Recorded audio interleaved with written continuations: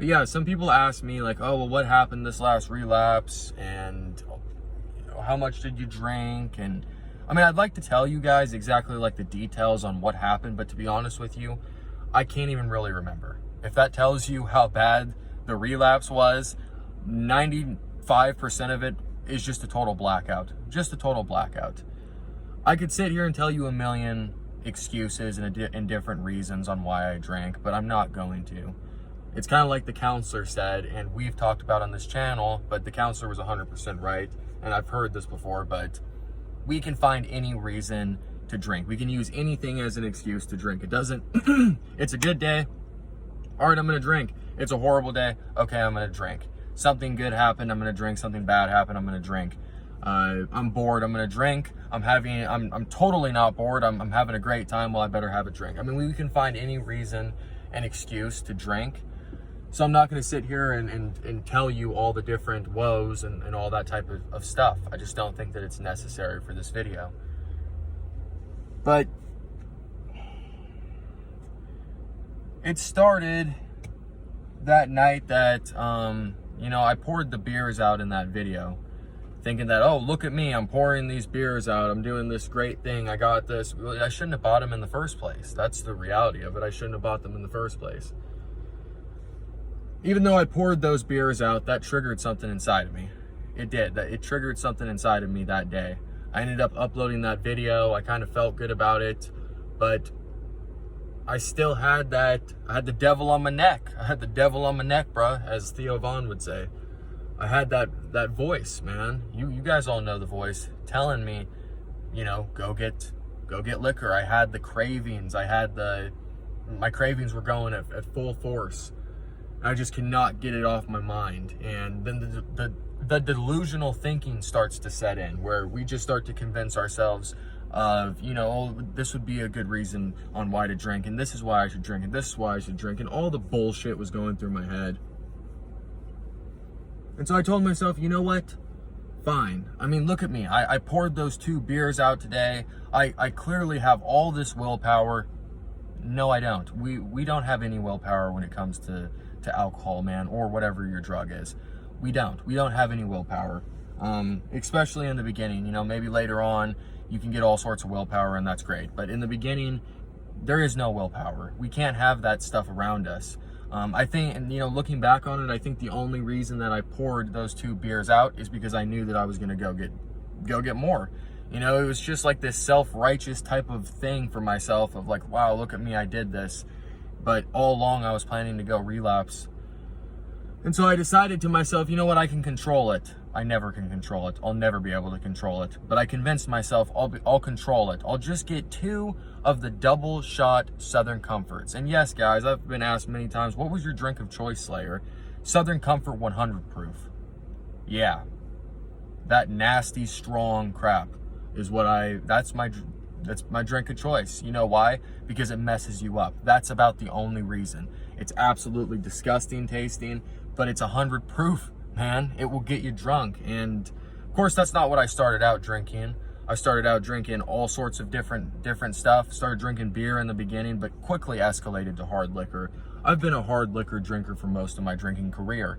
That's just the reality of it. And I think that's why maybe some of mine has caught up sooner than other people. I hear about some people being able to drink for 20, 30 years. I don't get that. I've been almost drinking for a decade, and everything has been catching up with me, man. Everything.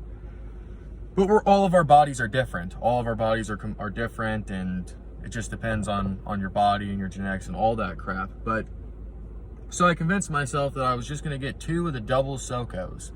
And those are the double shots, so it's 2 shots in 1. So technically I was getting 4 shots. So I went over and I bought it, and thinking, and I'm telling myself the entire time, you know what, I'm gonna prove it to myself that I can hold on to these. I'm gonna hold on to them for the rest of the day and for the rest of the night. That's what I'm telling myself. Well, about the rest of the day went by, and I held on to them, and I was thinking, man, look at all this self-control that I have. The moment that it hit nighttime, I was over there, cracking it open, staring at it, just obsessed, because that's what it is. I was just, it was go time. So I cracked it open, took the first one, and that's a wrap. That was a wrap. Because that's all it takes, man. That's all it takes. It's my first drink was why one drink is too many for an alcoholic. And that first video that I ever uploaded is just so true. One drink will forever be too many for an alcoholic, because 1 leads to 5, 5 leads to 10, 10 leads to 20. If 20 sounds good, 30 sounds great. If 30 sounds great, 40 sounds amazing. We just keep going, at least I do, until I'm in absolute oblivion. And that's exactly what happened. I drank those 2, and within the same exact night, I was off to the store getting more. Right back to the store getting more, without a beat missed. The same exact dude was working. He kind of gave me that look like, wow, this guy's back already again. And since I don't go to these liquor stores like I used to, there's new people working there. They don't know me. They don't know how I've been a menace to these grocery stores and to these liquor stores. Just an absolute menace. Coming in there back in the day, multiple times a day. These people, like, I remember people were concerned about me. This one lady actually told me that I should really consider getting help one time. I'll never forget that. You know you have a problem when the liquor store clerks are telling you, you probably should go and get help. You should go to rehab. So right back to the liquor store I go, but this time it's not that I'm getting 2 doubles. I'm getting 6 doubles. I think that's how many. Yeah, I think I got 5 or 6 doubles this time around, which is equivalent to 10 or 11 shots, or 12 shots. And brought those back, drank those, passed out, woke up the next day, and it's a hamster wheel. And the moment that we drink the alcohol, man, that hamster wheel never stops spinning. It's always right here next to us, constantly spinning. But we can jump off of it. We can jump out of it, but it's always right next to us. And the moment that we partake in the drink and we have that first drink, we have now jumped and dived right back into the hamster wheel, and we're spinning. And that's exactly what happened the next day, man. Call it the hair of the dog, whatever you want to call it, man. The cravings, the withdrawal. I mean, one day of drinking, one day of heavy drinking, I'm back in withdrawal again, man. The kindling effect, all that stuff. You know, this one person I was talking to was like, you have to go to detox after like 4 or 5 days of drinking. Yeah, nowadays I do. Nowadays I do. I really do. My withdrawals are that bad, man, and they last. As you guys could see, this time around, it lasted like a week and a half of withdrawals. I'm still going through minor withdrawals. But I had all the cravings, and so I went straight back to the liquor store in the morning and continued to drink. I ended up missing my job that day, completely missing work. My boss was calling me, what's going on? What's going on? I'm not answering, I'm not saying anything. And I ended up texting my dad and telling him, you know, he kind of figured out on his own because he was trying to contact me and I wasn't saying anything. That's always a good sign that I'm not doing well, is when I'm not replying to text messages and stuff like that, or YouTube comments or anything. It's usually a sign that I'm not doing very well. So he knew something was up. He ended up getting in his truck and driving over, man. And I'm so inebriated at this point. Like, I'm like 3 days into drinking, and the next memory that I have, I'm serious. I'm blacked out at like half a day, you know, half days at a time. That's how drunk I am. I drank for like 5 or 6 days, guys. Something like that. I'm so blacked out between this time period. The next memory that I have is that I'm driving to the liquor store and I'm completely just freaking out, but I was wasted at the same time. But I was like freaking out. I was having all this anxiety. I got to the liquor store and I blacked out again. My next memory is that I was sitting in my room with a big ass bottle of Jack Daniels. I mean, one of the giant mega, you know, the handles of Jack Daniels. And I'm sitting there taking swigs of it, swigs of it, swigs of it. And then everything goes black again. I have no memory. My next memory that I have, I'm waking up on my floor. I'm waking up on my floor, all groggy, not knowing what's happening. I turn over to the side and I start literally, this is disgusting, man. This is how bad I am. This is how much, I am a severe alcoholic, guys. There's like heavy drinkers, alcoholics, and then severe alcoholics. I am a severe alcoholic. Some people say and there's no competition. It's no competition, but some people tell me the amounts that they were drinking or that they drink, and it's like, man, you could probably, man, you're not drinking that much. You could probably get a handle on this.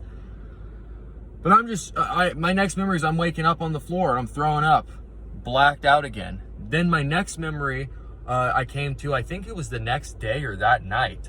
And I'm waking up to my dad hovering over me. He was inside of my place. He can let himself in. He's inside and he's like on the phone saying, I think he's dead. I'm serious, guys. This is how bad it was. He's like, I think that he's dead. Like, my dad is like crying. I'm coming to him, looking at him like, what the fuck? And this is the pain. This is the suffering that we put our family members through, man. How traumatic is that for my dad? And he comes in and he sees me on the floor and he's like, oh, I think he's waking up. I'm like, what the fuck? And he's like, you need to get up and I need to take you to the hospital. So this was my first trip to the hospital. He takes me to the hospital. Well, at this particular hospital, there's only so many big hospitals in this area that I live at. But at this particular hospital, they basically just didn't want to do anything for me. They didn't want to give me any medicine. They didn't want to keep me. They said I was too intoxicated to give any medicine, so they basically just brought me in and did absolutely nothing for me. I was trying to get into a detox facility. There was no beds available anywhere. And so, like many other times, I'm just completely screwed. I've talked to many of you guys about like the whole entire hospital world and the doctor world when it comes to being an alcoholic or an addict. It's not always peaches and sunshine. Sometimes it really sucks. Sometimes it really, really sucks. So they ended up sending me back. I got back home and I still had like half of a bottle of Jim Beam from a couple nights previous. I was just buying bottles at this point. So I'm not going to just lunge myself back into these horrible withdrawals. I started drinking again. So I just started, right back up at it again. Ended up drinking that. And then the next day I started drinking another bottle. At this point, I had gotten so sick that I knew that there was just nothing I could do. I knew that I was starting to hit a crossroads because every time that I would drink, I was just throwing it up. And that was common for me. I usually would throw up and then try and take another shot. But this time, it just was not working out. I was throwing up and it was nothing was staying down. I knew it was time to go to the hospital. So back to the hospital I go. Yay, man. I've probably been to the hospital like 140 times in my life. That's an exaggeration. I've been to the hospital, though, probably like 20 plus times in my life. 20 plus times. All for alcohol. I mean, I've been there because I've dislocated fingers. I broke a finger one time. Like, I've broken my foot. I have been to the hospital for other things, but 95% of the time that I ever have been to the hospital, it's had something to do with my alcoholism. So back to the hospital I go. They keep me there for like a day or two, and then thank God, lucky enough, which this is a rarity. 99% of the time, you have to sit and wait for a detox bed. 90% of the time. Usually there's never a detox bed open right away, which I've always said, like, they need to build more detox beds or something, because the whole entire process of, waiting for a bed, and then you can't even get in right away because you have to go in and do an evaluation. They have to do all this extra crap. By the time that you actually get into your detox bed, you could be dead, man. The process is way too long. But thank God, lucky enough, God must have been on my side. They had a bed open for me. And that's when I ended up going in to my detox room and bed. And it was actually the same exact detox room and bed that I was in when I had my demon encounter, which is kind of trippy and weird that I was back there again. I took a video of the door. I'm not sure that I'll put that in this or not, but I'll show you guys that clip eventually if I don't. And yeah, man, that's when I ended up taking the video and sending it to you guys and letting you guys know what was going on, kind of filling you guys in that I had relapsed and everything had went to hell yet again. And that's kind of what happened. Somebody commented and said, Slayer, I think that you have a bunch of unresolved, whatever, trauma in your life, and that you haven't taken care of. Backcountry said that you haven't forgiven yourself.